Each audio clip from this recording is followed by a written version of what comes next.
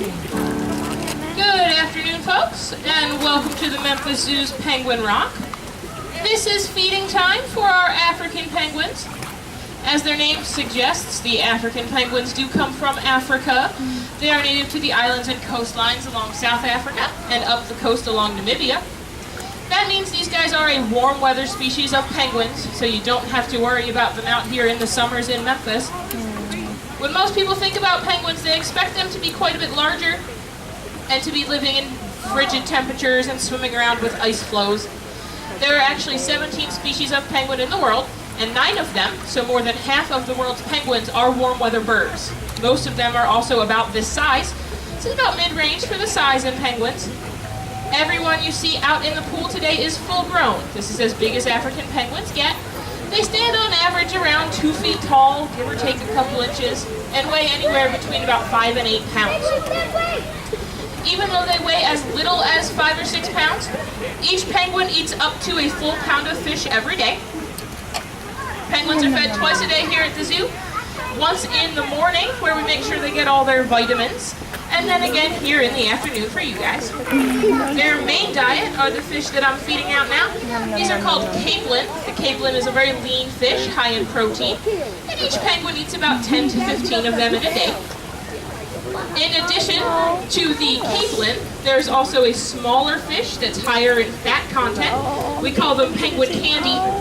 Those are their dessert fish. They're silver-side minnows, and I save them till the end of the show, because if you feed them out first, the penguins will spoil their dinner, and they won't go back and eat as much of the high-protein fish as they should. So at the very end, you'll see me feeding out smaller fish, and the penguins tend to get a little more excited about that. In addition to the fish, which is their main diet, the penguins also get vitamin and mineral supplements, just to make sure they stay nice and healthy. We just put any vitamins or medications the penguin needs in a fish and just make sure the right penguin eats the right fish, and that's how we keep everybody healthy. If you saw at the beginning of the show, I was throwing out fish very carefully and specifically. That's because I was looking for penguins who didn't take their vitamins this morning. If you are wondering how we tell the penguins apart, we do have a total of 22 of them here at the zoo right now.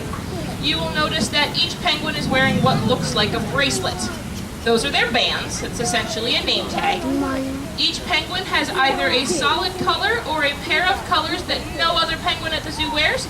And so we just learn their names with their colors, and that's how we keep track of everybody. In addition to telling the individuals apart, we also use the bands to tell the boys from the girls. All the male penguins are banded on their right wing. All the female penguins are banded on their left wing. There's no real visible difference, no size difference between male and female penguins. So in order to tell, we actually wait until they're about 2 months old. We draw blood and send it off for DNA testing. And that's how we sex the penguins. And then in order to keep track later, we band, again, on the right for males and on the left for females. If you are interested in learning more about an individual penguin, you can actually look at the bands, so look at the colors they're wearing, and then match them up to our penguin family tree, behind everyone over to my right there.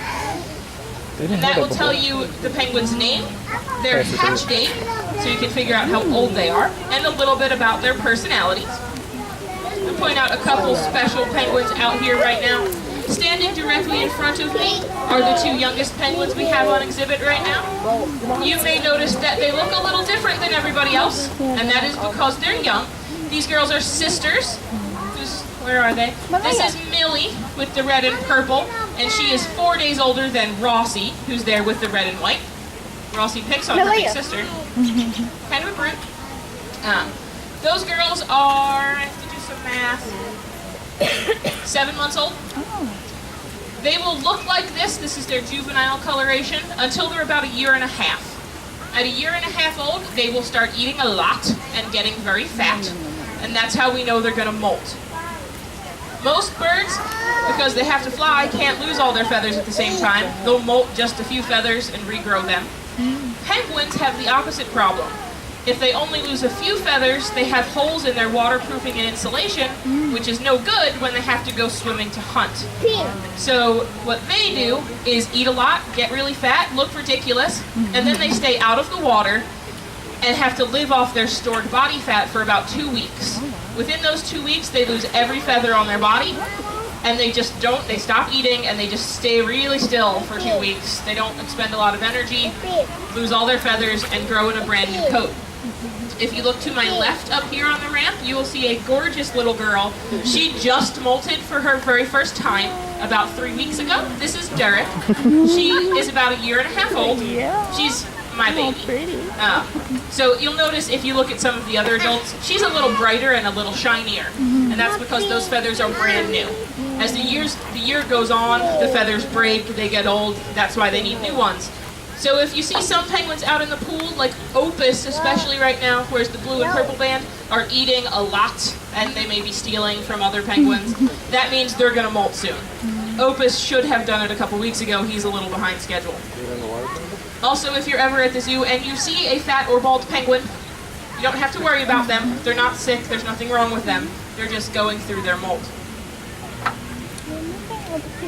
These guys are getting a little bored with real dinner, so I am going to go ahead and start feeding out those dessert fish, those silver-side minnows that I talked about. As I'm doing that, and afterwards, I'll stay out here for a little bit, so if you guys have any penguin questions for me, feel free to go ahead and ask. If you don't have any questions, thank you for coming out to see the penguins today, and enjoy the rest of your afternoon at the Memphis Zoo. Yeah. Her name is Emily. Yeah, our sign needs to be updated. It's not quite everyone is up there. That is Emily. She's about 3 years old. They're like, yeah, I'll go get that. It's hard keeping track of them. They moving too fast.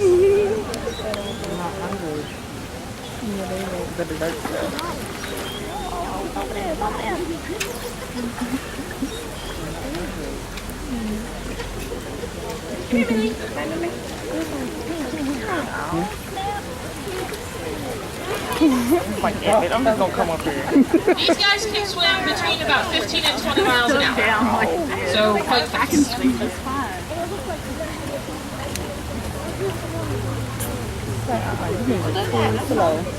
They will go back and pick those up. As long as I'm throwing out new fish, especially silver sides, they think the new fish are just infinitely cooler, infinitely better. Once I stop throwing out new fish, they'll go back and clean up what they've left. Yeah, they're like, oh snap.